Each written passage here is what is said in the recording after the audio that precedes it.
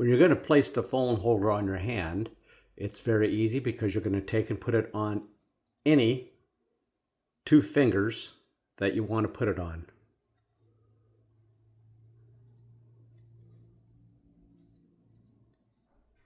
And then you simply can take your phone and set it on, and it looks like that.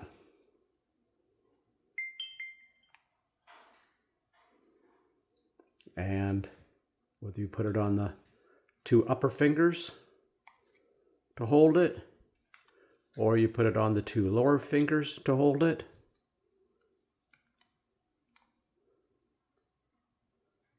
now you can hold on to your phone without causing your hands to have any extra grief squeezing the phone, because you're just resting it in your hand, and you can now view your phone just by setting it in the phone holder and holding on to it.